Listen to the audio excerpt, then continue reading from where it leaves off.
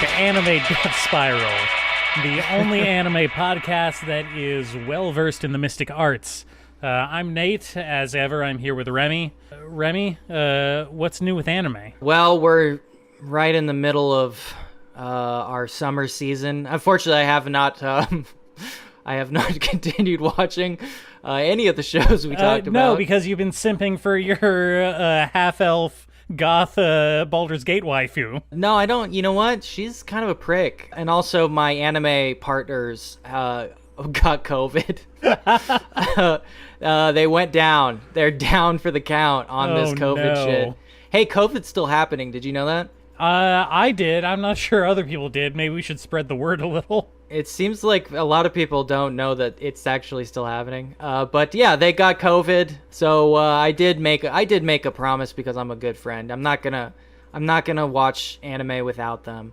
How selfless of you. What a sacrifice. Well, it's like I've talked a lot about this, but I'm not much of like a rewatcher. I know some people are big rewatchers, right? People have like comfort shows or comfort movies, that they'll go to over and over again. Okay, so that's interesting you bring that up because that is a statement that I identify with like a lot. But when I think about it, it's like I used to be like that. I haven't really rewatched anything that I would consider like in my catalog in a long time. Now that you're at the proper dosage of medication. Yeah. Well, I don't know. It's just like it feels like I got caught up in the new content cycle, right? There's always something new to look forward to that's coming out. There's always something new. That's one aspect of it, but in the past, there are certain games, definitely certain shows and movies that I would rewatch several times, especially anime. So I think a lot of people who grew up in the Toonami Adult Swim era would say Cowboy Bebop is one of those. It definitely used to be true for me. I've seen that all the way through probably 5 or 6 times. Sure, yeah. I mean, I get it. Anyways, I just, it's been a while since I've felt the urge to really indulge in something where, that I know what I'm getting, right? Like a Happy Meal. Yeah. The thing I've only really done it with a few things. Like obviously, I've seen Ghost of the Shell and Akira, the most boring choices in the world, but I've watched them plenty of times, mostly just because I'm watching them with other people who may or may not have seen it. That's a big factor, always showing people stuff that they obviously should have seen at that point if they're an adult. It's irresponsible to let them continue on being ignorant in that way. So I agree with that. Yeah, I mean, at some point, you have to know what's happening in the world around you.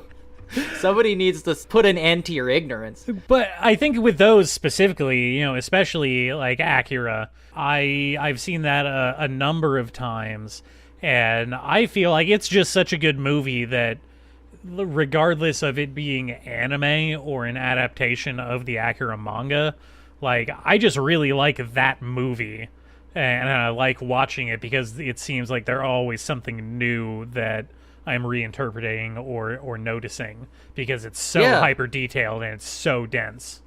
Yeah, I mean, it's great. It's like if I ever watch TV again and like there's, I probably will never watch like television again in my entire life. If I can avoid watching like television on channels with commercials ever again, I'll have considered my life well lived. I don't think I ever will again. But the one thing I will miss is that thing where you turn on a TV and it's, I don't know, like a quarter of the way through Friday the 13th or something on like some old movie channel and you're like, okay, I'll watch that. And then you talk about it like with your friends at school who also saw it, but they saw the non-TV edited version. And so like when you bring it up, all these funny lines that you liked and they look at you weird like, what the fuck are you talking about? That's not the line. What are you, some kind of loser? Some of the James Bond movies do get heavily edited before they make it onto television. I do remember that. Well, the famous one is the Big Lebowski. What happens when you meet a stranger in the Alps? I've never watched Big Lebowski on television. I didn't know Oh they no, even that's aired that. go look it up. It's funny, but that's like one Yeah. of the like that's the famous line from the TV edit is instead of when he's beating the guy's car when they're Yeah. looking for his money, instead of saying this is what happens when you fuck a stranger in the ass, he says this is what happens when you meet a stranger in the Alps, and it's so Yeah. bizarre. It's so. I don't even know if they were trying to like just match the lip movement. I don't think that level of detail is necessary. Just bleep out the word. I'm sick of these snakes on this Monday to Friday plane. That yes, that's the other notable TV edit one. Yeah. Yeah, I do miss that. I know some streaming sites kind of try to replicate that.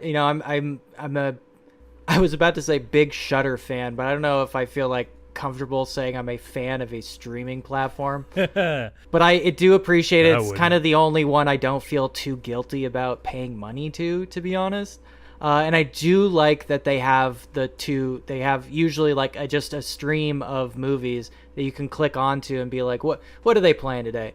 Oh, some shit that I definitely wouldn't have chosen for myself. Okay, yeah, sure, why not? That is a cool I like feature that I feel didn't early Netflix have like a shuffle feature like that or something, or am I dreaming here? There is a random button on Netflix, yeah. I wouldn't choose that either. Not with this Netflix. Yeah, I mean the problem is the Netflix catalog is not as good as the Shudder catalog. A vast ocean of trash is what Netflix is, whereas the Shudder catalog is a loosely curated pond of trash. Yeah, it's like it's a small pond that is fun to look at, and it's kind of scummy.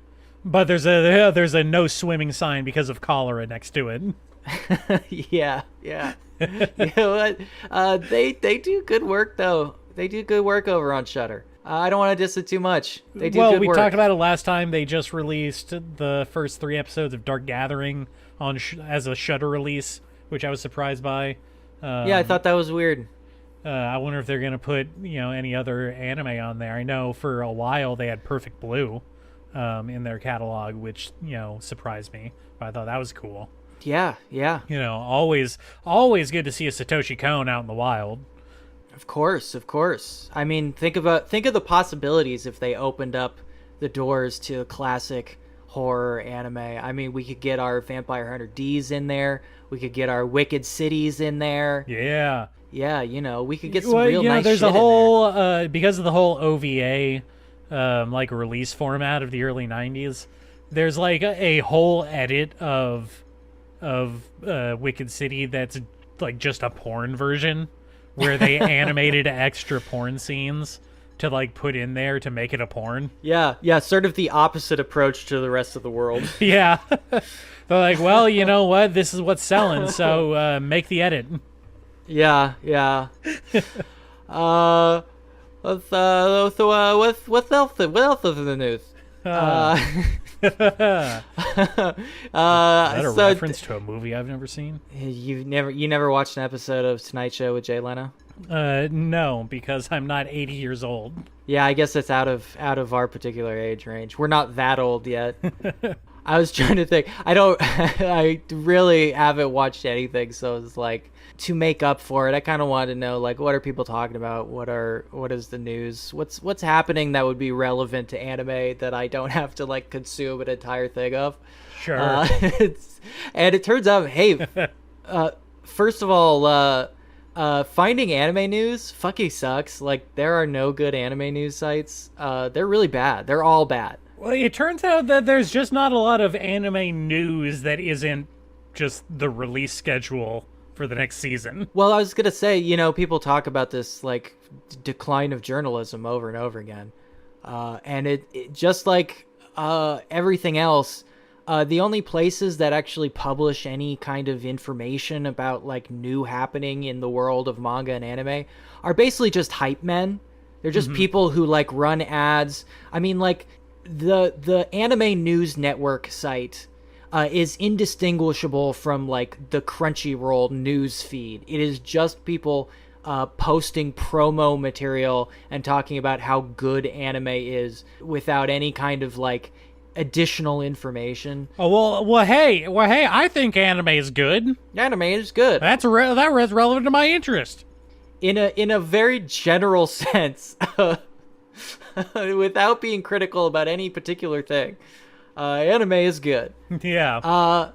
But there were a couple things that I think at least caught my attention as things I like to think about. Well, okay. Before we move on, just in commenting on what you just said, I think the actual critical analysis, like, sphere of anime discussion is almost exclusively like in like YouTube long format videos at this point, right? Like that's where that community is migrated to. Yeah, but also YouTubers are shit. Well, yes, like, they're obviously. All media personalities are shit, including us. We are also bad. Yeah. But you know what? Nobody is paying for us. We get nothing and no one paying attention. Not only did you not pay for this, you didn't ask for it. Yeah. If you're hearing this, it's probably against your will. So we have no inclination to be flattering. And I think for the most part, we never have been. Have we? I mean, I've been effusive about a couple things, but I think that's more of the... the horrifying implication of that statement that you just made is that if it does sound like we genuinely like something when we talk about it, then you should be taking that at face value, which is a horrifying concept to consider with some of the things that we've said. Yeah. That being said, we have never been wrong. So absolutely not. 100%. Not even once. 100 out of 100 track record. We're the best. Yeah. And to that point, that really is a nice button on this one because recently the creator of Vinland Saga was talking about his work and its relationship with his fans, quote-unquote fans, whatever that means in this context.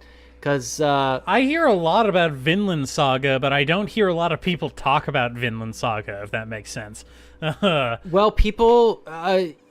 It's complicated, right? Because Vinland Saga, I've been reading Vinland Saga for a long time. I love Vinland Saga. I think it is fantastic. But it does do a thing, I think, that pissed off a lot of people because let's say the first quote-unquote arc, which is covered, we could say the first season of the anime, which sums it up pretty succinctly, is a revenge, like an action-packed revenge story, right? Kind of like a Robert Eggers the Viking kind of thing. It is, yeah, and you could even say it's if it is absolutely in that archetypal mold, and it kicks ass. It's great. I mean, I really, really like it, and the manga is fantastic. I watched the anime, and it's still pretty good. I think the anime is pretty good. But a lot of people are complaining now that the second season is out that they're like Makoto Yukimura is the author. They're accusing him of baiting and switching because at the end of the action-packed revenge arc, some very, very intense shit happens that breaks the spirit of our main character and kind of kills the part of him that makes him an action hero. Okay, I like it. And season two is not an action revenge story. It has almost nothing to do with that. And people are accusing him of like swapping genres from underneath them, right? And I think that is a really interesting but also very malicious way to like engage with something that you supposedly are really into. I think the issue that Yukimura and you are running into here is that we need to acknowledge that anime fans by and large loathe, and I do mean revile, things such as character growth and dare I say it, subverting your expectations. Yeah, they're really not into that very much. Yeah. It is something interesting to consider, though, because it is a very abrupt and hard switch.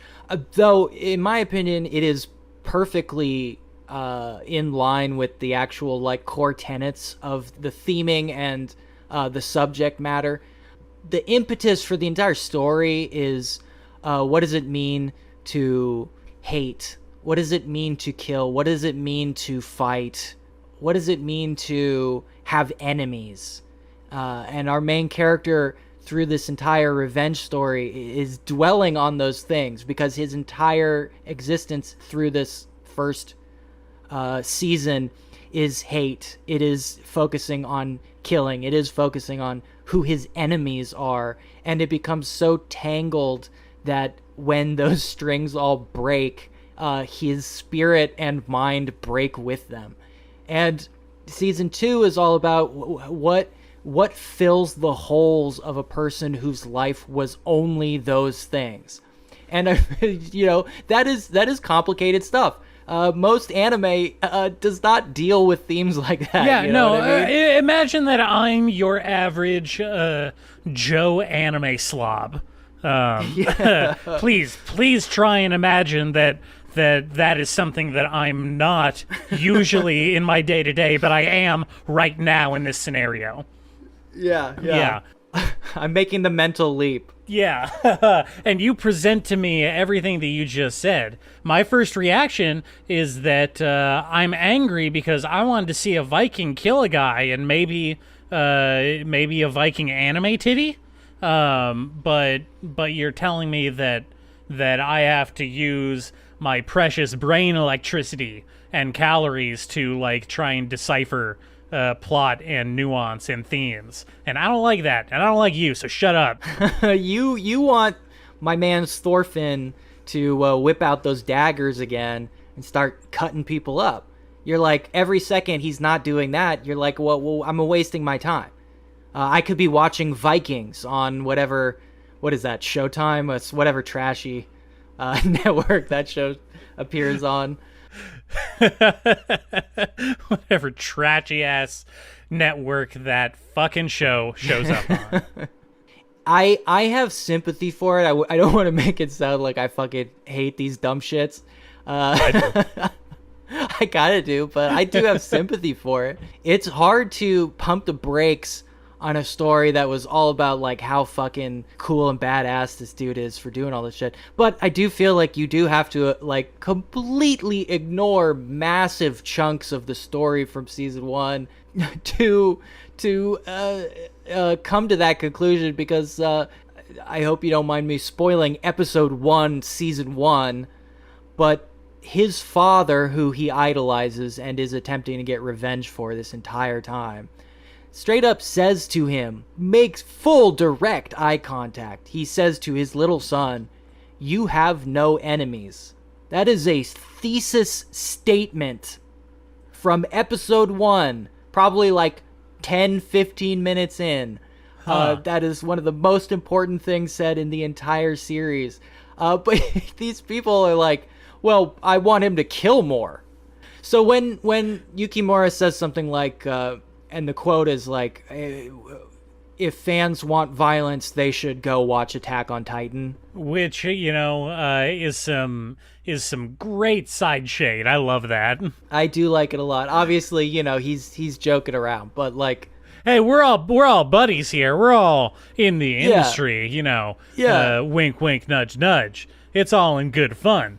But also, Attack on Titan and its fans can go fuck themselves. Hey, if you want to watch people like shred meat, go watch Attack on Titan. Okay, let's just call it what it is. Attack on Titan is just parkour brown shirts.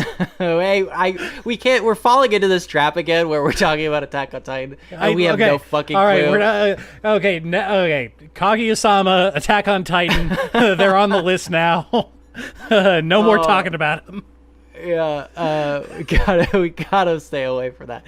I just thought that is a really interesting conundrum there that Yukimura is trying to deal with, in that his story has evolved, and not just that, his story has evolved many times in the manga, which has been running for a very long time now, and I am still a huge fan of, and it It has tackled all kinds of different themes, but one of the biggest themes that has stayed consistent in its almost, God, I want to say like a decade-long run is the value of like pacifism and the dangers of using violence to solve your problems. Like that is a huge theme of his work, and he considers it the most important theme. And so coming at him sounds like woke shit. Yeah, it's it's some woke garbage. This blue hair Yukimura is talking bullshit. But coming at that dude in particular with the complaint that his series isn't violent enough anymore is just very funny to me, and it shows something that happens a lot. I think we've talked about it a little bit. We've pointed out every once in a while, but there's that huge disconnect from what a series is trying to express and what fans are taking away from it, right? Name a better duo in media history. I know, right? It's weird. It's a weird thing when you kind of brush up against people who don't really have any interest at all in like intellectually engaging with the stuff that they're It's consuming. always a weird interaction when you find someone in the wild who like not only isn't interested in engaging with media in a critical way, but like has no developed ability to do it either. Yeah. It's like what's that say? It's like 40, what do they say? Like 40% of people say that they don't have like a running internal voice when they think. The internal monologue. Yeah. It's like, it's the people who are running around shouting about how like, hey, it's just a movie. Don't think about it too hard. Like it's, movies are just escapism. Which is the elevated retort that I hear. I don't want to think about politics. I watch movies to escape. That's just the Westworld NPC. I know. Yes. Doesn't look like anything to me. Well, okay. What I've settled on at that point is that if you're engaging in media simply for unengaged entertainment, that's just masturbation, which isn't inherently wrong, but I'm saying it is, and they are, and they should feel bad about it. Look, all I'm saying is even children watching Blue's Clues are learning how to comprehend the world around them through their media consumption.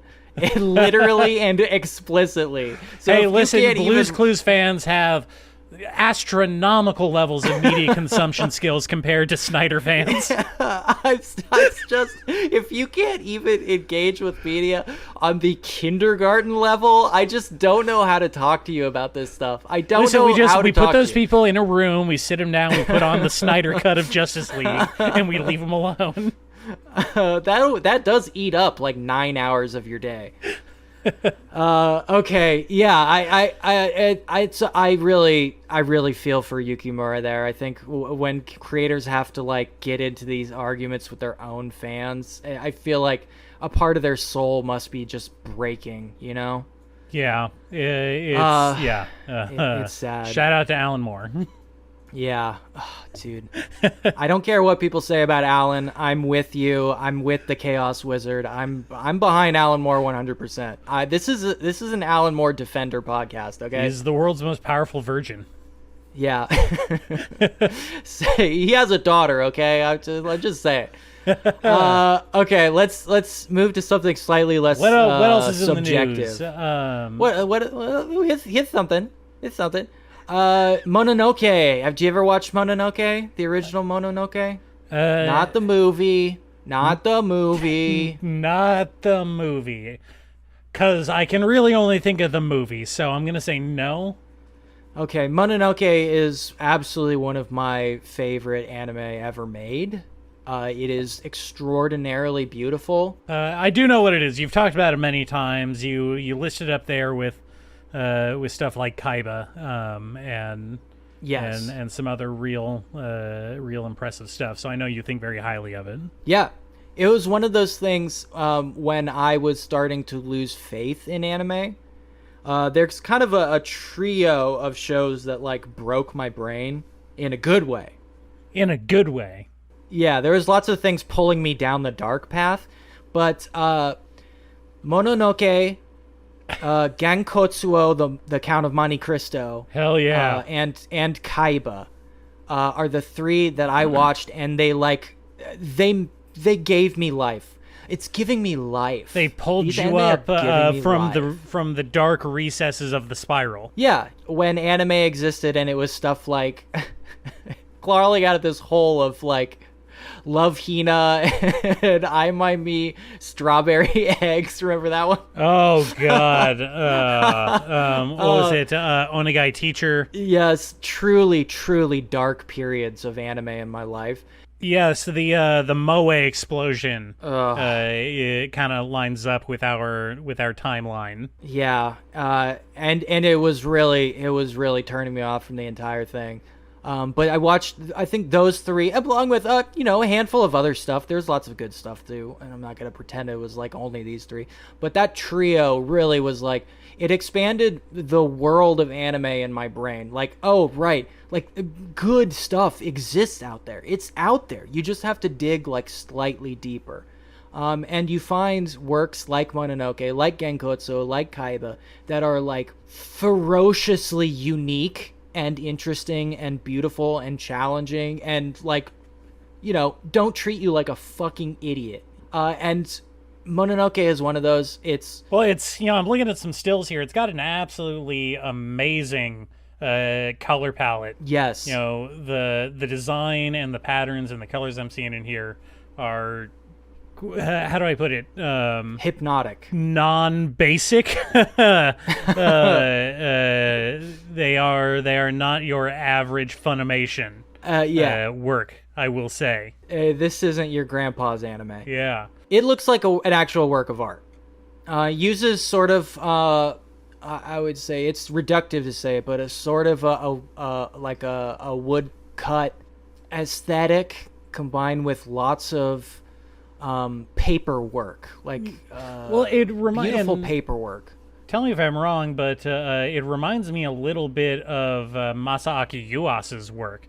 You brought up Kaiba earlier, just with the way the line work and the colors and everything. It's very multifaceted. Yes, it's a lot more sharp corners. It's a lot more textural than Yuasa's work. Yeah. Yes. It has a crunch to it, and it looks like it's printed on sort of that like wood pulp organic paper, which I love. I love that look. That's great. Yeah. It's incredible. So that kind of lived and died a long time ago, and bizarrely, out of nowhere, they announced a movie, a Mononoke movie. Dope. Yeah, which is crazy. It's one of those, I really don't know, like, what was behind this idea. Mononoke isn't exactly something you hear a lot of people talking about these days. A lot of these animation production houses these days are kind of like doing a shotgun IP pull. I'm noticing a lot of stuff coming back. They did that Yu-Gi-Oh remake. They did the Digimon remake. There's a new Shaman King. Yeah, new Shaman King coming out.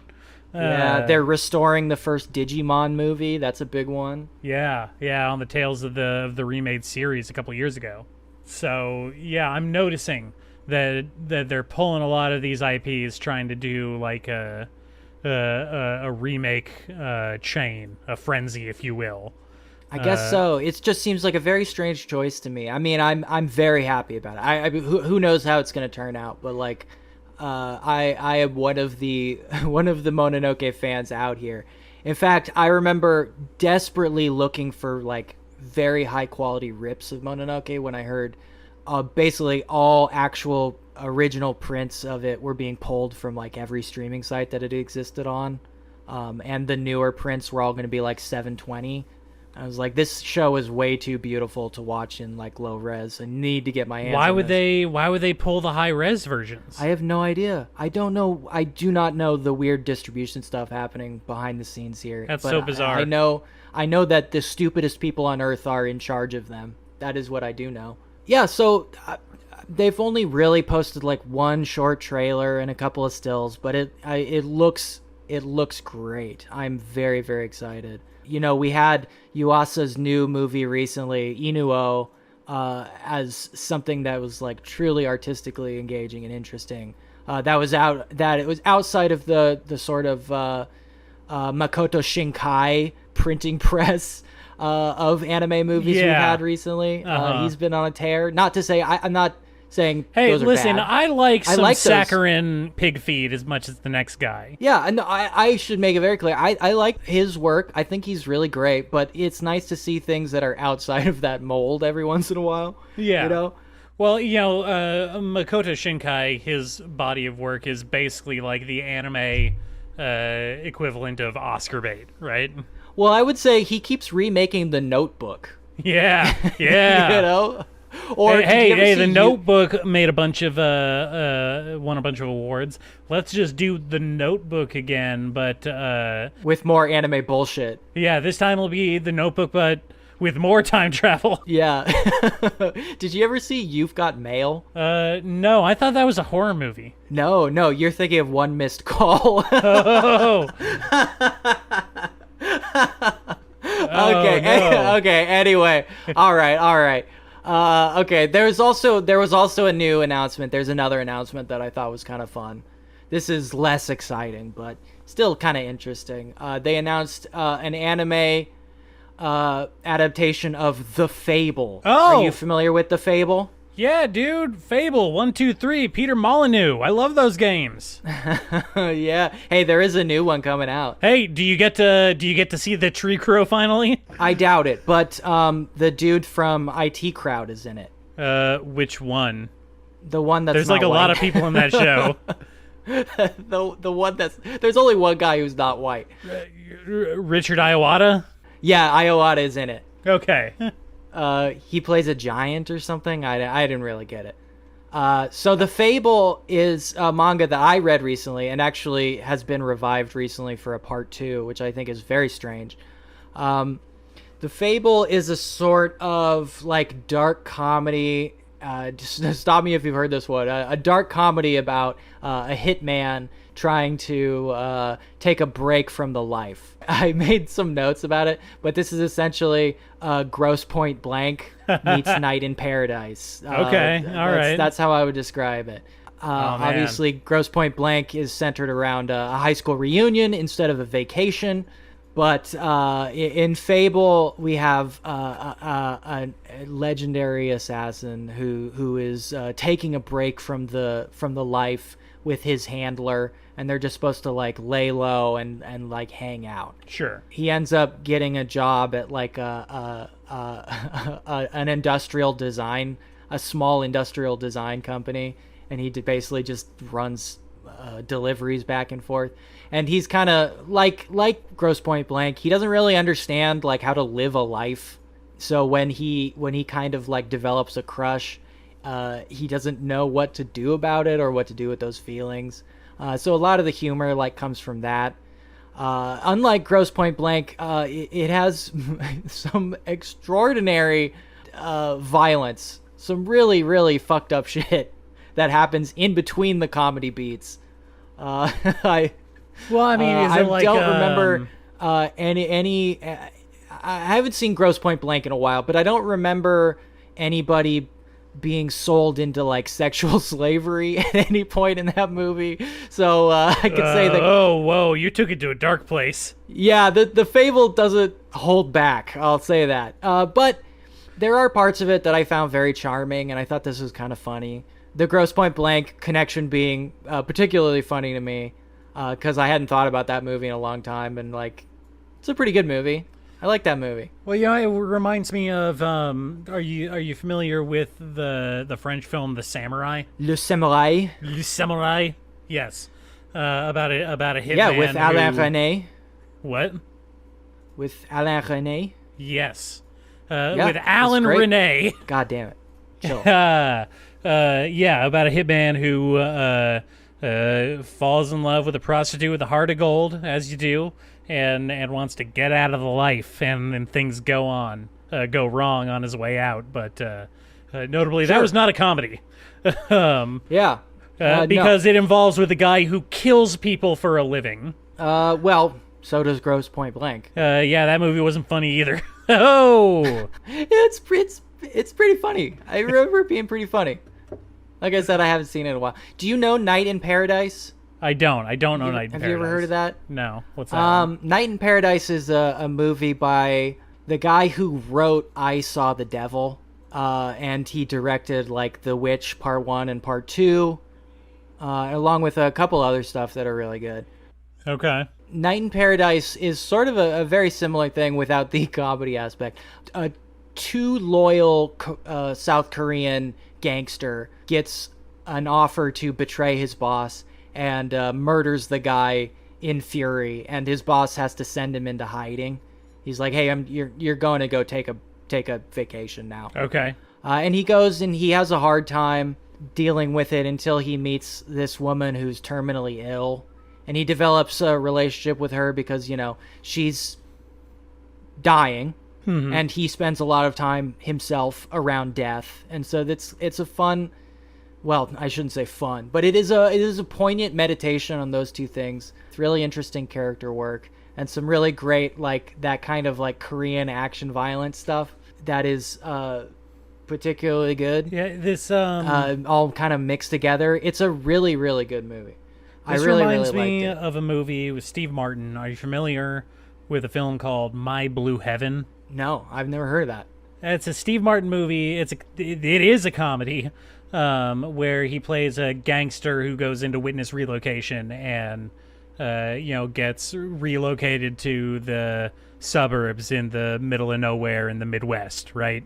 And so sure. it's a comedy about this larger than life gangster personality trying to fit in small town America while avoiding being found out by his gangster buddies that he ratted on. Sure.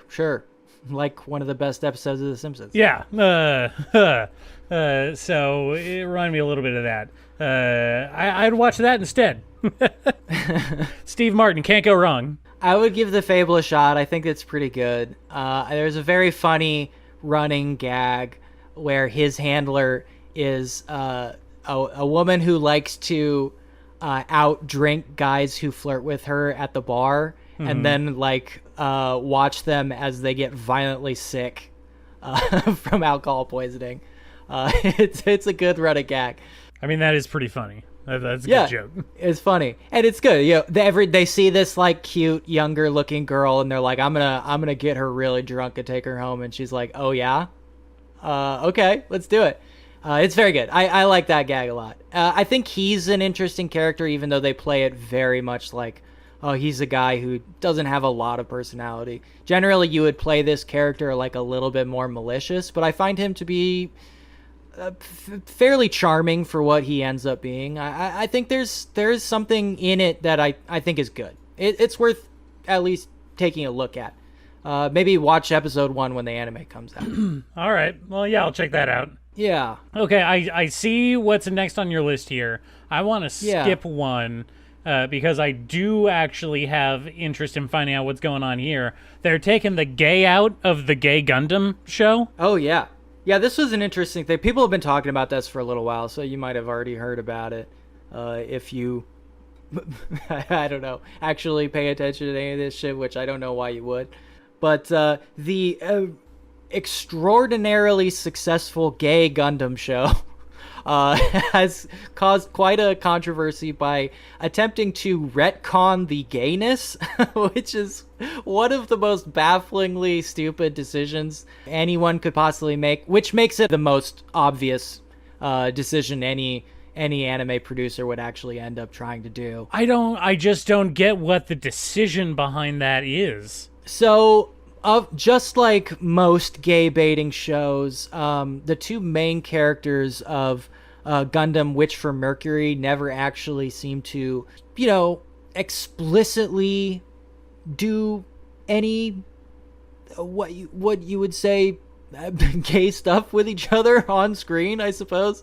I'm Well, not you don't sure have to call it tactfully gay put stuff. that. It's just they are not explicitly romantic with each other. Well, they do lots of stuff, and they come close to being explicitly romantic with each other, to the point where it's almost it's ludicrous to imply that they are not romantic with each other. Well, to people who aren't familiar with the plot of Witch from Mercury, it's basically Revolutionary Girl Utena, but in space with Gundams.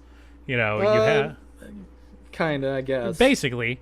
I mean, you cannot deny that is like a huge influence on the entire, like the very basic premise of the show. Well, it is certainly an influential part of most Yuri in the modern era. Yes. You know, essentially our main character goes to a special Gundam school where she learns goes how to to fight Gundam with High. robots. Yeah, Gundam High School.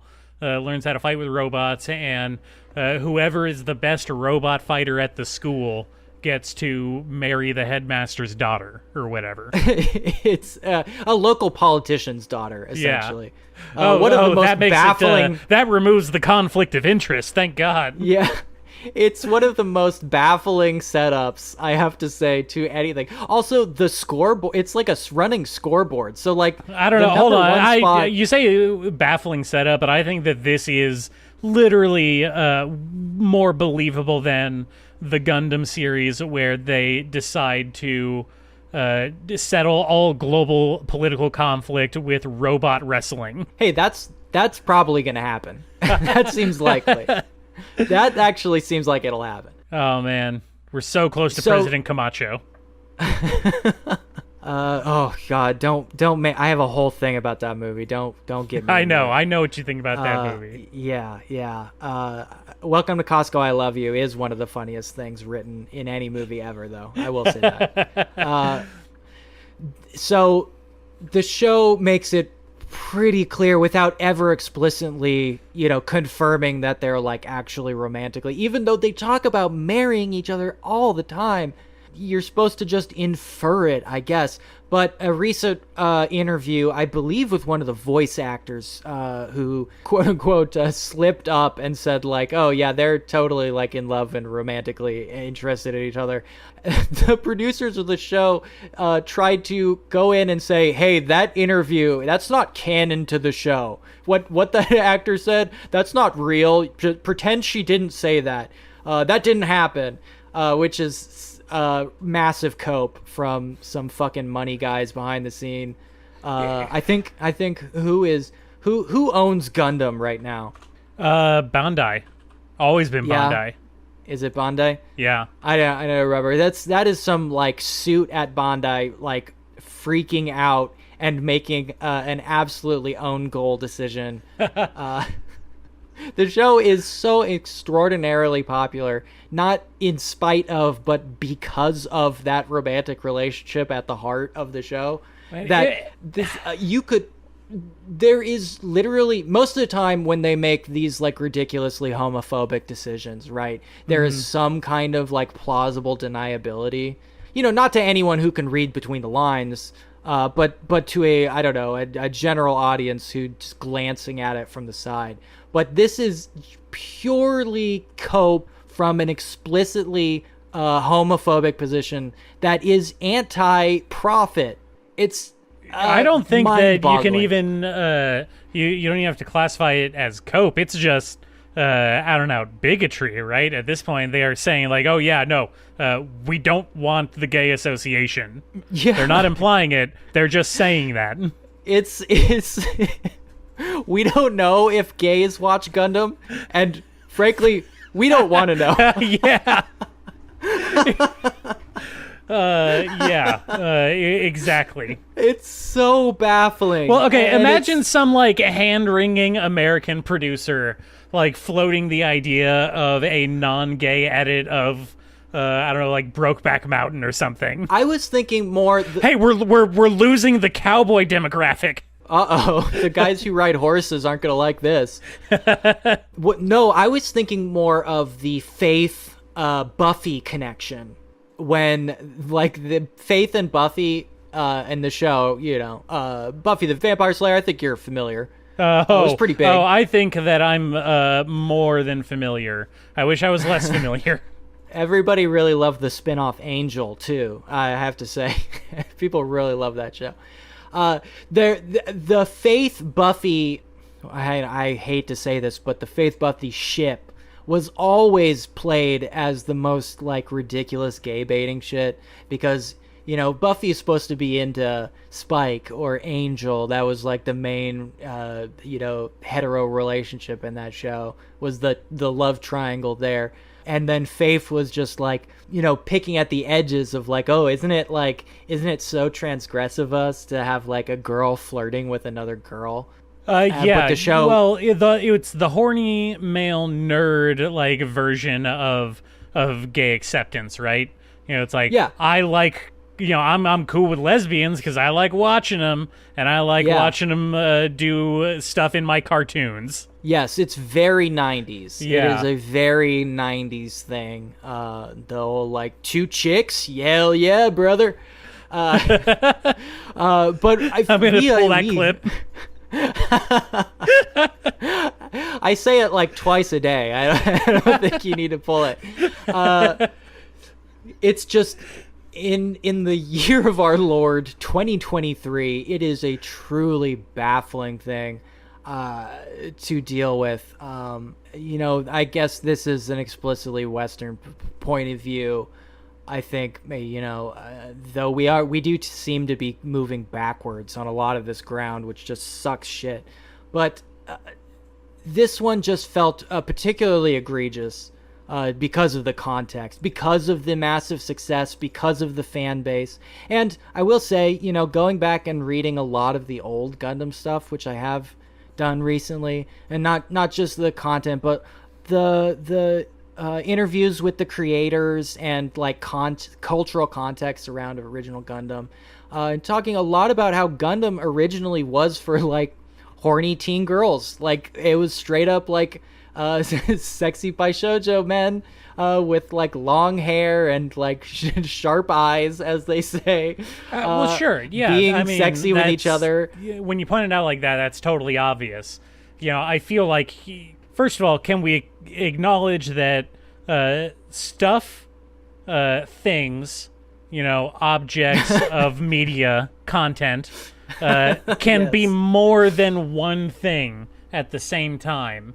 And in that sense, sure. Gundam can be like a horny shoujo or bishoujo, like pretty boy baiting, and like a neo take on militaristic imperialism. Yeah, absolutely. I'm not saying Gundam, we can reduce Gundam down to that, but I will say, people don't like to admit this, but Hero from Gundam Wing is Edward from Twilight. Yeah, no, I see it. Total agree.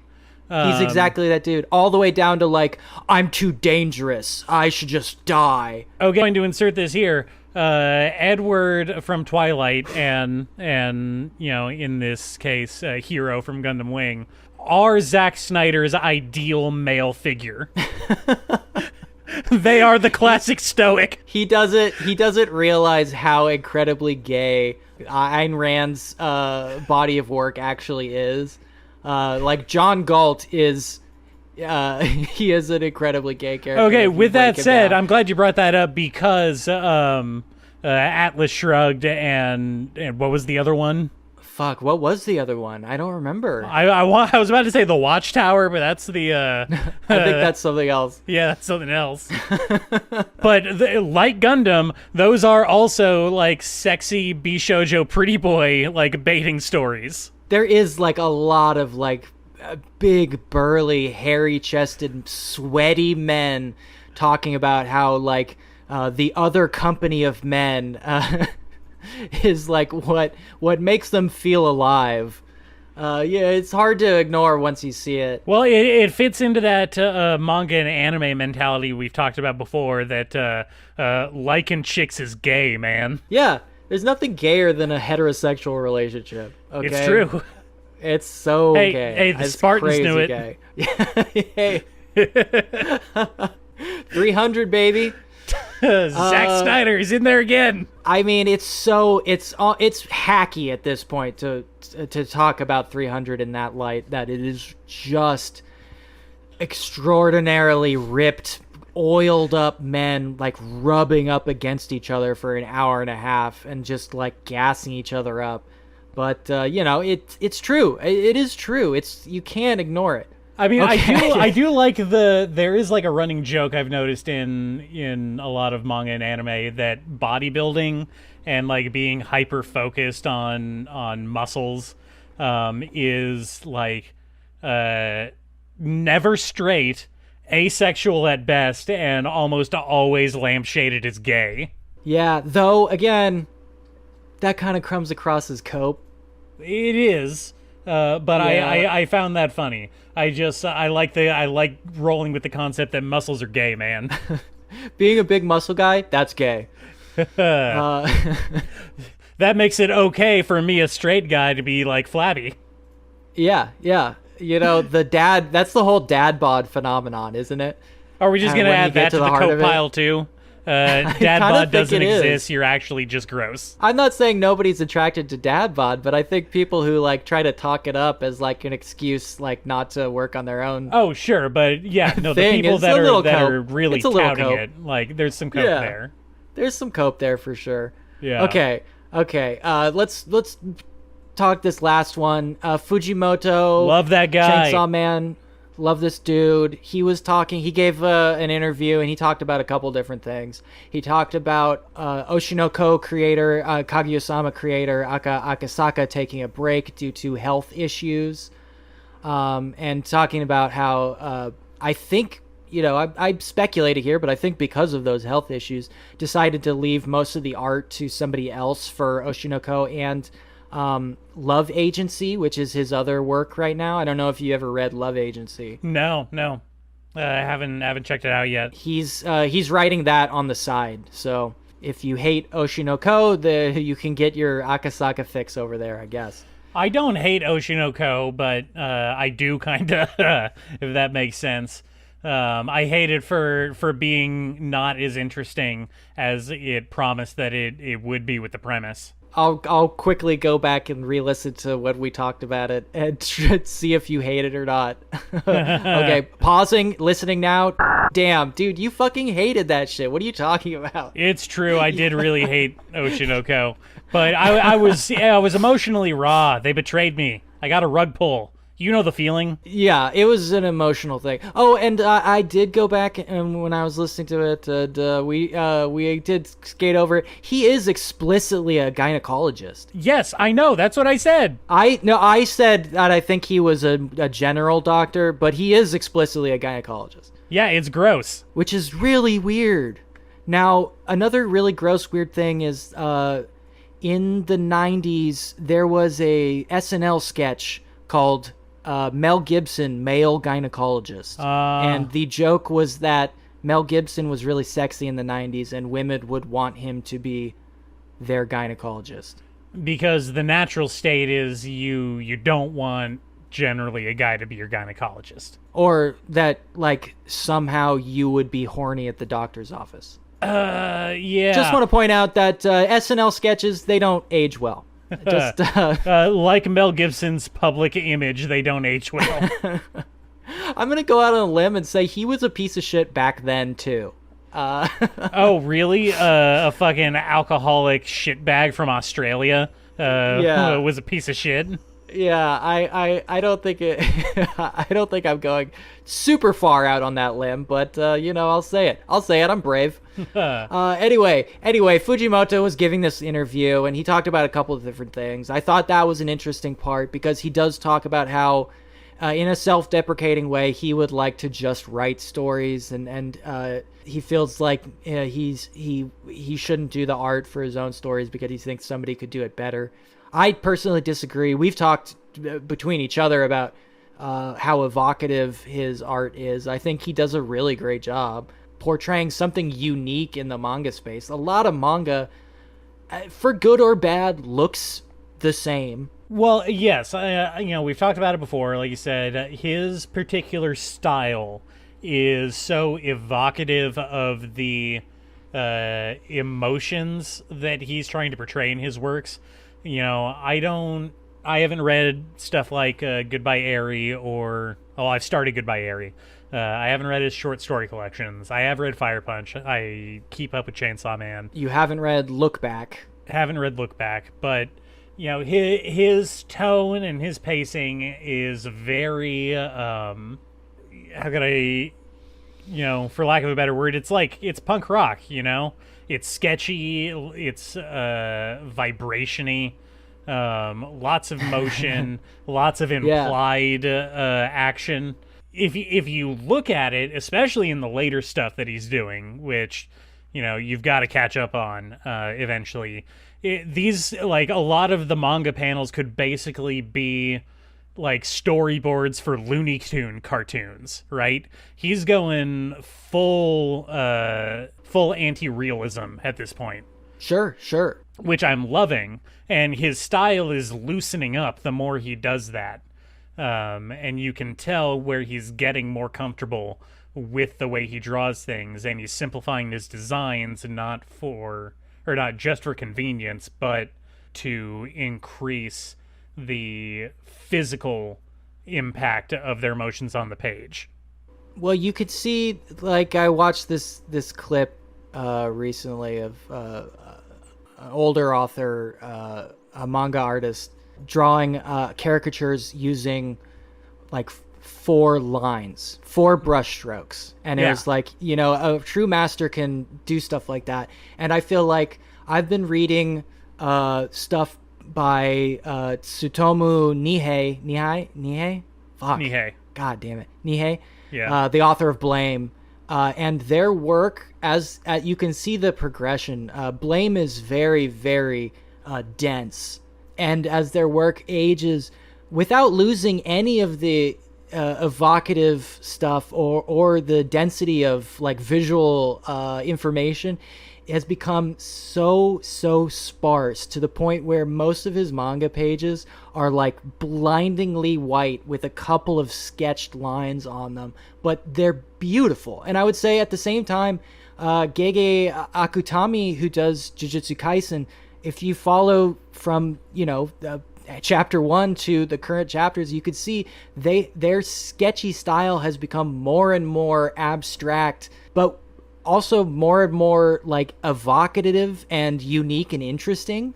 You could say, maybe these are people who are getting used to working on a tight schedule, but you could also see these are people becoming more and more comfortable with their ability to express without having to do as much, right? Yes. Well, okay, that is the core of animation, at least, right? I think so. Reducing design clutter while increasing the range of motion that we see. Yeah. And like you said, I think Fujimoto is absolutely at that stage where, like, if you go back and look at like the earlier Chainsaw Man stuff, where I think he was really trying to do more of a very specific shonen manga look to it, and all the way up till now, you can see how much of that like typical shonen look has been shed but in between those 2 points. Yeah. And for the better, in my opinion, for the better. So I would hope he doesn't stop drawing, because I think his drawings are fantastic. On the other hand, I do understand the impulse of, man, I'm jealous of that guy getting a vacation because he's in the hospital from overwork. Yeah, it really makes me nervous, though, because honestly, like, I hate to sound callous, but these dudes are dropping like flies, dog. Have you seen this shit? I do. Well, I mean, you have part of the issue, and this has been talked about to death by smarter people than us, but you have this glorification of the long hours like process. And this isn't just in the manga industry in Japan. This is kind of like endemic to all creative arts, where the return on investment of trying to make something creative your career is so small, and the margins are so razor thin when you're doing well, that it becomes kind of like a badge of honor to overwork yourself for the sake of your art.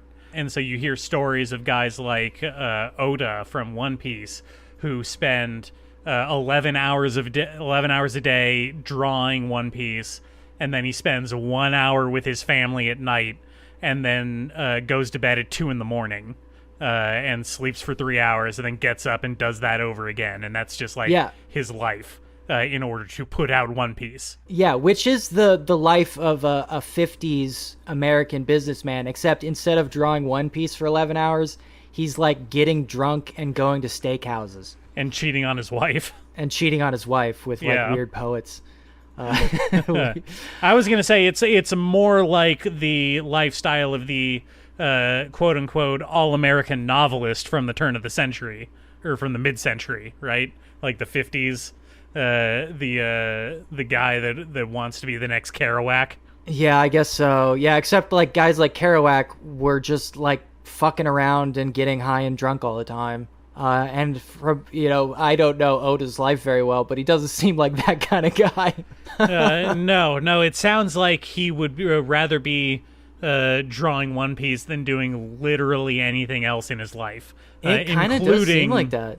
Including like being with his family, who he's just kind of like resigned to having, as opposed to engaging with in a relationship. Yeah, just like really quick, I saw a news story that was like Oda's father watched the new movie and said it really moved him, as if that was like a big accomplishment. Like, this dude's dad has never said anything good about his work. That's crazy to me. I don't know. I hope I'm just making a weird leap. But that's fucking that's weird. That's sad to me. Well, I mean, you say that, but then look at Hayao Miyazaki's public relationship with his son in his son's movies. Well, yeah, I don't know. It's some fucked up shit. It's just very strange to think that even like 150 years ago, the absolute cliche of the artist was the drunken layabout, who devoted all their like their earthly impetus to dwelling on the philosophical issues that would generate the muse, right? And that was like, oh, these artists, they don't do shit. They don't do anything. And now you have people talking about like their YouTube career, and they're like, if you don't make a video a week, you disappear and you go bankrupt and you lose your house. Well, I mean, what you have to consider is that a lot of times those artists were like just independently wealthy, and therefore had the freedom to be laudanum addicts discussing philosophy, sitting around in their chaise lounge all day. I know. Not everyone was Lord Byron status. I know. And so a lot of the guys had patrons and stuff. But it is strange, that shift, and it makes me feel bad. It really makes me feel bad that like this is where we're at with stuff. Mm-hmm.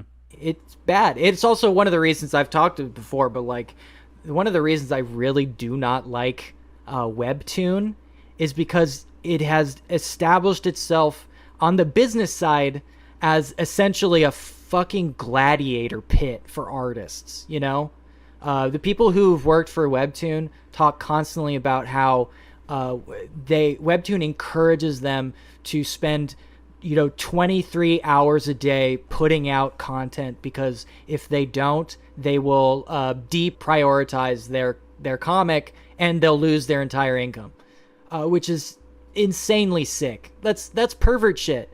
That's well, I mean, up. that's again, Webtoon is evil. That's not exclusive to Webtoon. That is just the state of any modern creative or content creator, whatever you want to call it. Like that's just being a self-publisher in 2023. All of these sites do that. Yes. I think for the specific format of comics, it can be particularly insidious because you have this pre-existing industry of webcomics, right? Outside of Webtoon, independent webcomics that have been going on since the 90s, that have been maintaining either a daily or try or bi-weekly schedule for like 15 years at this point. So it's become kind of like the expected standard, because that is what you had to do as an independent webcomic artist back then. And it's still what you have to do now, but for some reason, Webtoon has decided that they want a cut of it. Yeah, the thing is, like every fucking thing in the entire world, the fucking now we're getting into some real worker and parasite territory. But Yeah. the fucking Hey, this is the new section, Worker and Parasite. yeah, the fucking leech middlemen have truly they have won. They won every single industry. And Webtoon is just that. The thing about those guys, yes, the Mega Tokyos or the Harka Vagrant or who else was good? I mean, Mega Tokyo was not good. But Mega Tokyo was not good. I was confused the why you're VG putting Cats. it next to Kate Beaton, who is actually like funny Yes, and a smart person. Kate Beaton is good and funny. Mega Tokyo is not good. You know, these comics that You're thinking of some real like Control Alt Delete tier stuff. oh boy. Yeah, remember that? Yeah, unfortunately I do. Uh, I was trying to come up with good ones, but it has been I mean, a while. I want to make fun of Penny Arcade, but they're like billionaires now or something, so they may send their goons Yeah. after us. They're like Rooster Teeth in that those two guys like actually established a massive media brand, which is, you know, I guess get that paper, I suppose. You know, fair play to them. Yeah. They own several charities and foundations, and I don't, so Yeah. I guess they have that up on me. Well, yeah, I mean, a lot of webcomic people do not have houses, and they do. So Yeah. I guess, you know, who wins at the end of the day. But you know, those people, as hard as it was, they were in control, right? They were running their own websites, and Yeah. the only middlemen there were basically like, Web hosting services. yeah, the web hosting services, the domain managers, right? Yeah. And now Webtoon is the one that says if you don't come to us, you don't get our audience, you won't get eyeballs. And it's fucked up. And I think this leads really nicely into the other point that Fujimoto was making in that interview, in that he was speaking about Miyazaki's last movie and Miyazaki, you know, finishing his career, which is this the third time? Third or that? fourth, it means nothing at this point because he's either gonna die or he's gonna make another movie. I mean, I prefer one to the other, I have to say. You can guess which, dear listener. Well, hey, you know what? Clint Eastwood's still making movies at this point. You see how that went out, so maybe he should gracefully bow out at this point. You know, Miyazaki has never gotten up on stage and yelled at an empty chair. He did tell those poor 3D artists that they were an abomination against nature. Yeah, but he was correct. He was correct. He's correct in that instance. He's talking about how people like Miyazaki are basically disappearing from his industry and the artistic scene, right? Mm-hmm. And I think it ties a lot into this where you cannot be a successful mangaka. It feels bad coming out of my mouth. I know that's like a thing, but it feels bad coming out. You can't be a successful person in that artist space without just having that as your entire life, you know? Yeah. And the way that creates insularity in the creator community there, and the way that it means all eyeballs are pointing inwards and no one is out in the world absorbing like real life, you know, I say real life in quotes, extracurricular activities, I don't know, non-artistic pursuits, anything that gives you know, I think people the kids call it touching grass these days. I guess touching grass. None of these people touch grass anymore, and how that actually makes them, in the long run, poorer artists because their influences dwindle down to just other pieces of art that they like, you know? And, you know, every artist ever has taken inspiration from artists that they like, pieces of art that they like. But if that's the only thing you ever bring to your own art, it does start to appear like what we see in a lot of these scenes where it's just endless self-referential, incestuous artistry scenes, right? Oh man, you're not gonna like what I'm about to say, but everything that you just said is kind of like a major theme and character motivation for the greater part of Nagatoro at this point. And it's like a constant thing that the main character is touching back on because he wants to be an artist. And so he's decided that the current arc is he's trying to apply for art college and is now interacting with like all of these other would-be manga artists and other types of painters and whatnot that he hasn't like talked to before because he was the art guy at his school. Yeah. And so now he's like interacting with the community at large, and he's like kind of realizing like, oh wow, everybody here is exactly like I was at the start of the comic, but in a really worse way. You are still reading Nagatoro, huh? Well, let's not hang on that fact too long. Oh my god. Okay. All right. Well, we don't have to dwell on that. I guess that I like the sentiment. Listen, it's for research purposes. Sure. Yeah. Okay. I mean, I suppose I can't say I don't like the thrust of that sentiment or that arc or whatever. I think that is an interesting perspective. At least I guess I appreciate that they're thinking about those things. I suppose. Oh, I don't. What conclusions are they drawing? I have no idea.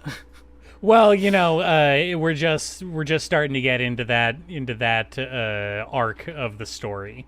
We're early on, but it's touching on those themes, and so what if he comes to the conclusion that actually that's good? That's a good thing.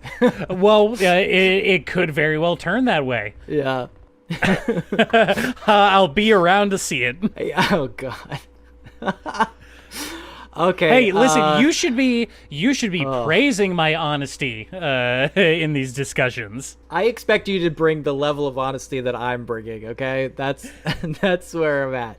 Okay, let's take a break, and then real quick we can go over some stuff that I really wish I could lie about watching. I have to hold you to it. I'm sorry. Yeah. Okay.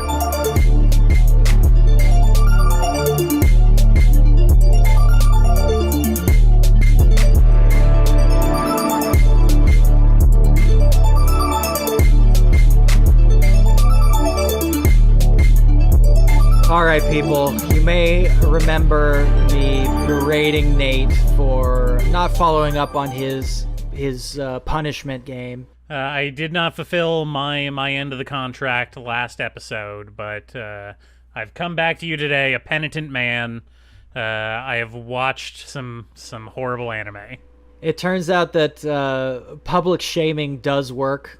It does work, people, so keep that in mind for your own sakes. Nate, have you watched any Fate? Yes, I did, Remy. I watched the first 3 episodes of Fate Zero, and I would like my time back, please.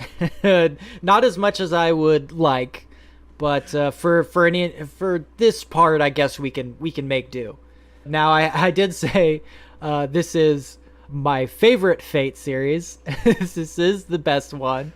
Yeah, it's concerning that you say that is like a thought that crosses your mind at all. It is the best one. I'm sorry. If you stick with it, you might come to the same conclusion. I don't know. I can't read your mind. But you have gone for the 3 episodes. So right off the bat, why don't you just remind me what the first 3 episodes contain? So it's more or less just set up a preamble for the rest of the series, I'm assuming. But for those unfamiliar, the Fate series started off as a series of light novels, I think, with the Fate Stay Night books, and then Fate Zero. Or no, they were visual novel games. Fate Stay Night was a visual novel. Yeah, they're visual novels. Yeah, that got adapted into light novels and sequels and animes and all of that. Fate Zero Gacha games. Yeah. Oh, the gotcha games. Oh, the gotcha games. I Such gotchas to show you. So Fate Zero is the prequel to Fate Stay Night, the visual novels, and it is apparently set up for the multiple starting and endpoint storylines in those games. So this is kind of supposed to be like the unifying prequel to the whole thing. Yeah. It sets Which up... it fails at right out the gate because all of the character names and concepts and rituals and the entire like system of magic they use for the show, they just talk right over your head about the whole thing.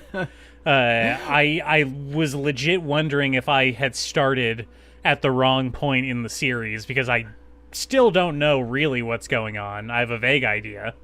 Well, I will say it is meant to be, it's not an entry point so much as a little treat for people who are fans of the series.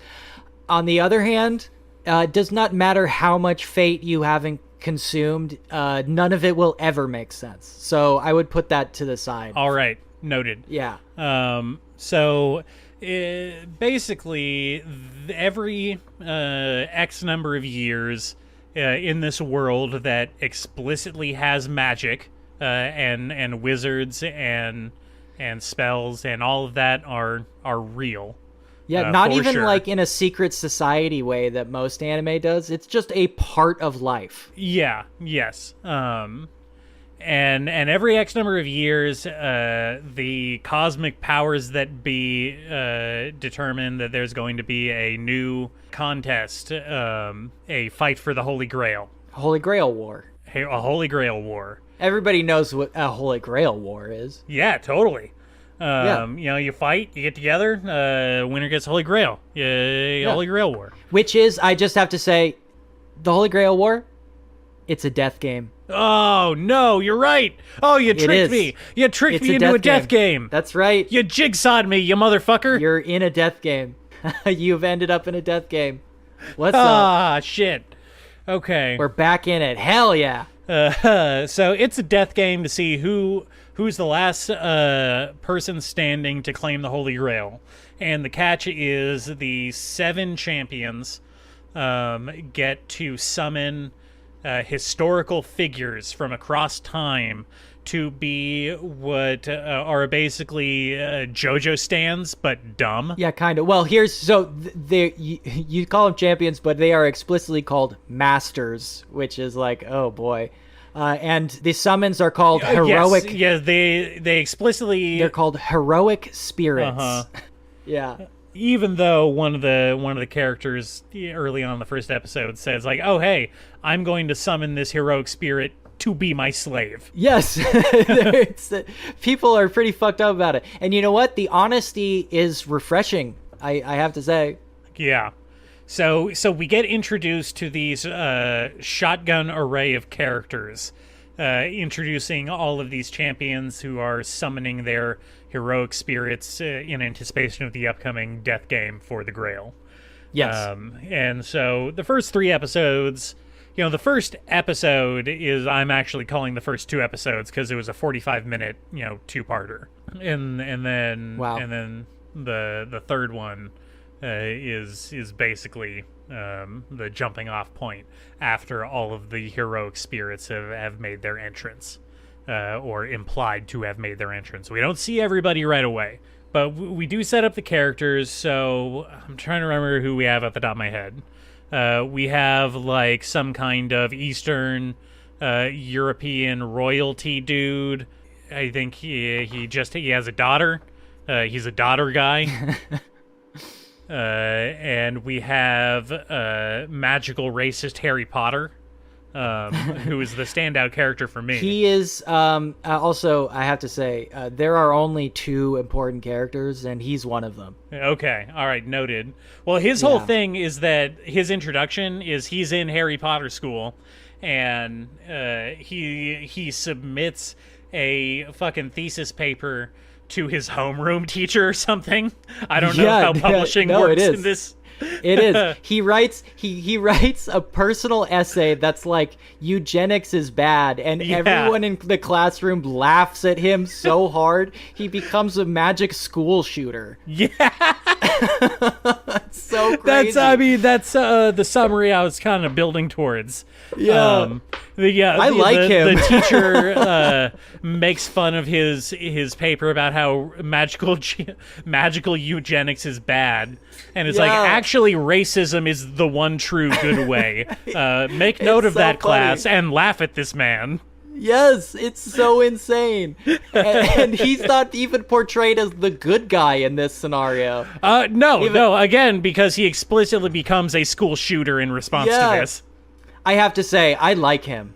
I do like him. And I know where he ends up, and so, like, he doesn't become important again until, like, weird parts of the lore later on. But I will say, he ends up as a cool dude, and I like him very much. And I really like his arc in this show. I think he's also the lore nerd that introduces us to the rules of the game, right? Yes, right. Because part of his school shooting plan is to intentionally insert himself as one of these champions. He has esoteric knowledge of the summoning ritual, and so that grants him he's basically like the dark horse in the competition, because everyone else is kind of like from these established, like, long-standing wizard families, basically. Yeah, they're all geared up to, like, do this thing as, like, part of their life's work, and he's just some nerd that's like, I'm gonna rules lawyer my way into the side of this thing. Yeah, exactly. Yeah, which is great. I love him. I kind of love him. And part of that is that he's, like, kind of incompetent at doing that, too. Yeah, because he tries to summon one of the heroes that's already been bound to another character, and so he gets one that he wasn't expecting. Yeah, and there's some comedy in there. You know, I like the joke that his guy, who I can't remember which historical figure he was supposed to be. It's supposed to be a kind of a surprise, but do you want me to tell you? Yeah, tell me. It's Alexander the Great. Oh, okay, sure. Yeah. So that makes sense. And he constantly calls his master like a big pussy. Yeah. Well, that's a lot of the jokes that I saw. The other one that I really thought was funny was the first thing he does is open up a history book, and he's like, "Oh wow, the world is so much smaller than I thought it was." Which is a joke right out of the What We Do in the Shadows TV show. Yeah. I really like that too. You know, so that kid is like, okay. Again, I'm not being an American. I'm sorry. I do have weird feelings about the whole taking revenge on your class angle, which maybe has different connotations. Yes, it's Japanese not great. media. It's not great, but at the same time, he's taking revenge on them because they're all eugenicists. Yeah, I guess do a school shooting on racists? No, don't do that. Explicitly do not do that. It's hard to say. I'm not saying yes. I'm not saying no. Jesus. Does he explain? I think he also explains very early on one of the weirdest parts of the Holy Grail War, in that the person who summons Saber, they all have different classes. Well, that kind of draws into another point I was going to make later about how this is the most generic ass Final Fantasy magic system, like in all of these things. So yes, it really does not fit the theme of kind of like I don't want to say it like this, but Game of Thrones-esque, like, backstabbing political, like, maneuvering. It's pretty goofy. But, each one of the masters summons a different class of hero. The Berserker, the assassin, the saber, assassin, the archer, the caster, the archer, and the saber. But I think he explains it. The saber almost always wins, so it's like at the beginning of the game, the guy who summons Saber is basically the winner, which is bizarre. Well, okay, and so Saber is also always filled by the role of King Arthur, right? Sexy King Arthur. Sometimes. Okay, sometimes, well, no, not always. They acted okay. They tried to act like it was a big twist to the audience or whatever. It's like, Yeah. hey, you weren't expecting that King Arthur was actually a girl. Yeah, Because when she's summoned, she like explains very awkwardly to the camera. It's like, oh yeah, I faked my gender my entire life. yeah. Which is a whole bag of worms that I'm not sure they were prepared to unpack. Yeah, and also that's bullshit. Like, it doesn't. Nobody else pretends like that's what happened. Like, it's just a weird thing they went for in this one. And also, it's not a surprise that she's King Arthur because we already knew that from the visual novels that this is a prequel to. So, Yes. completely bizarre choice. Weird angle. Like, the first thing she says after being summoned is like, you weren't expecting me to be a girl, huh? You weren't expecting they'd send a girl. Also, she does say, I think, they're not supposed to tell who they are. Like, they're not supposed to find out who they actually are. But she also says right away. So yeah, they all break she's that breaking rule rules right out the gate. Yeah, nobody cares about the rules. That's also one of the things I kind of like about it, is that they establish all these supposed to be like huge mythological rules to this crazy thing, and then every single time one of those things come in conflict with the story, they're like, oh yeah, that's actually stupid, let's ignore that. Which I like. I like that aspect. So, some of the other... Who else did they introduce? They introduced the murderer kid, who just straight up says, like, hey, this is my name, and my hobbies are murder and death. Yeah. And his summon is, like, dope. yeah. I'm super down. Talk about a good pairing. Yeah. So he got introduced as Bluebeard. I'm not sure who he's supposed to be. I'm assuming Jack the Ripper, unless Bluebeard is a historical figure I'm unfamiliar with. No, Jack the Ripper is actually in the most recent Fate incarnation. He's just been summoned, which is very funny. But yeah, he's like a demon who likes to eat kids. That's how they introduce his character. Yeah. Very strange. There's lots of shock violence packed into these first couple episodes. Between that and like there's a Japanese sorcerer family.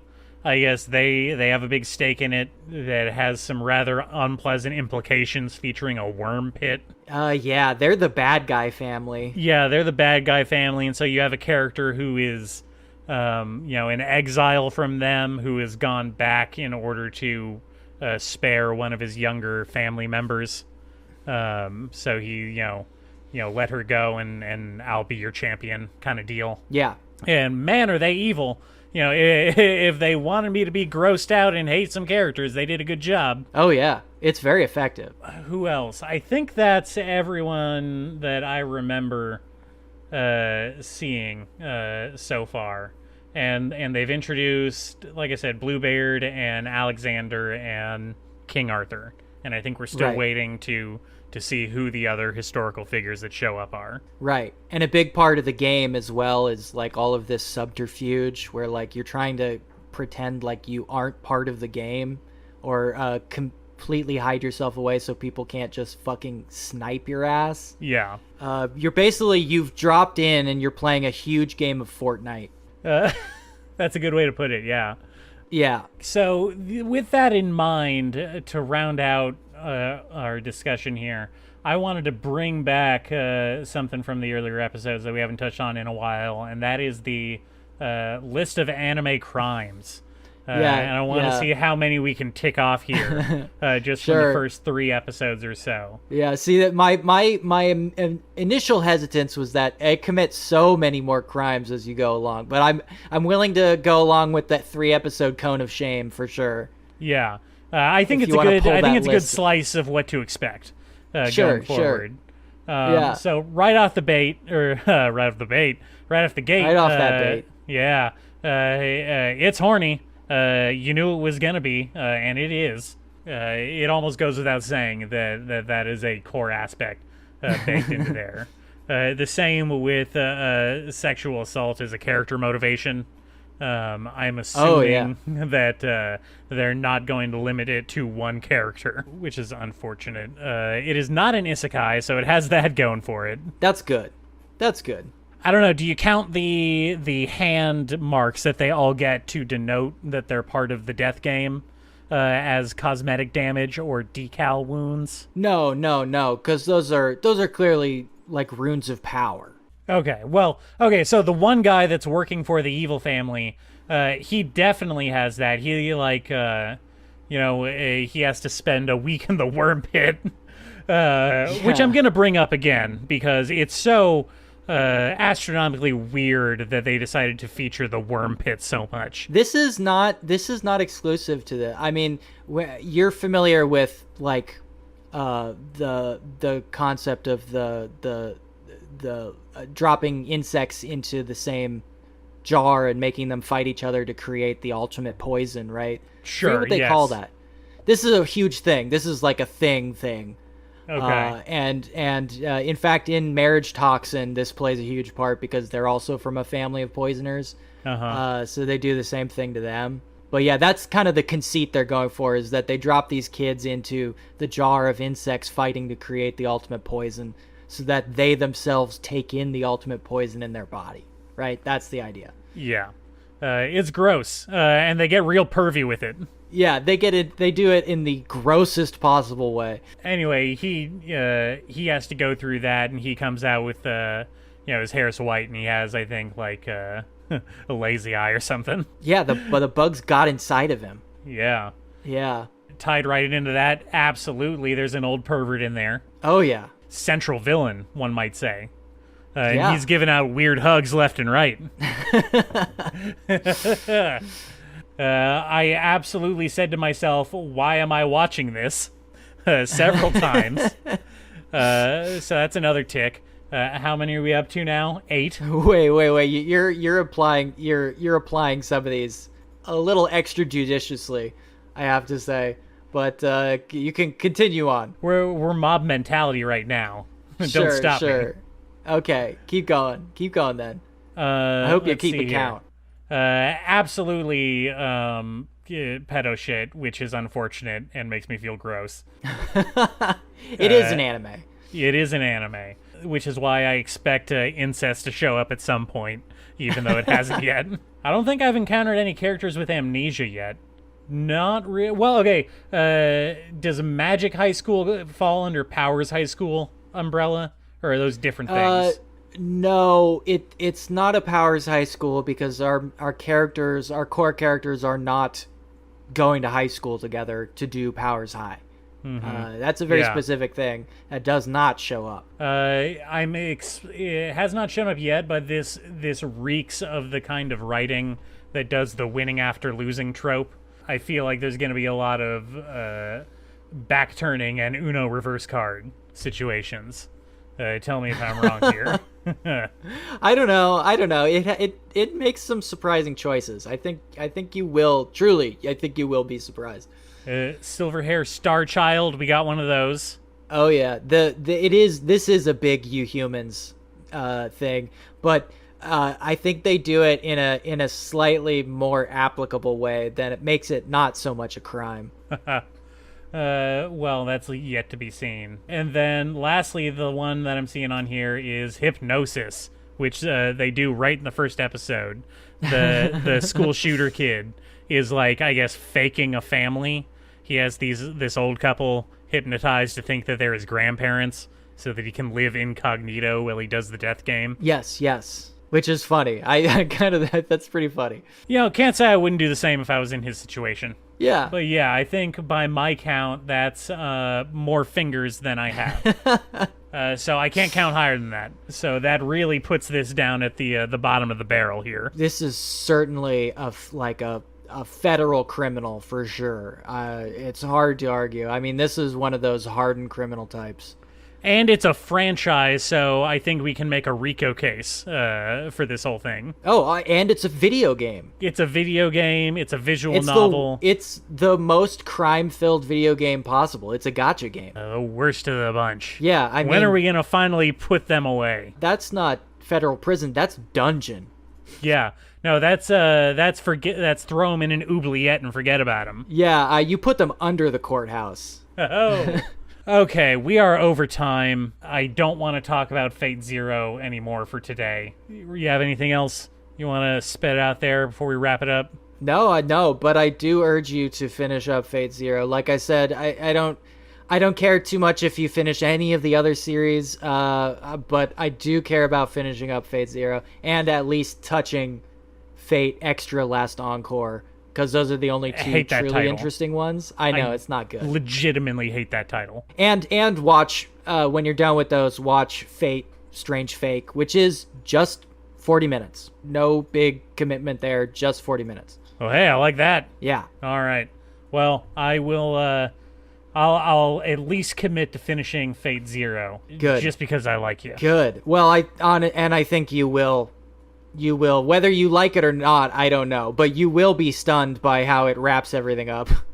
Well, I guess tune in to see who is going to be eating their words in this case. I can't wait to see who wins and who loses. Wow. Oh, man. Okay, sure. Yeah, you know what? I did finish. I rolled credits on Baldur's Gate, so I am committing here in public to getting some anime done by the next time we talk. Okay. Oh, I can't wait to hear about it. Yeah. I don't know what. Maybe I'll watch these Jujutsu Kaisen episodes. I do have to catch up there because dude, you got to catch up because they look good. They look real good. They do actually look good. And there's some other stuff I was thinking about. So next episode, I promise there will be like anime. There will be actual anime. All right. I'm gonna hold you to it. Yeah.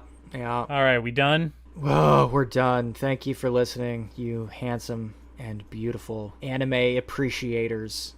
We appreciate you as always. Check us out online at Anime Death Spiral.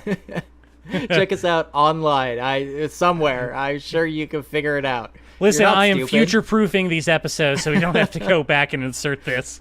Look, anybody who listens to this is obviously a fucking Okay, bye! genius, so they can figure it out. Bye!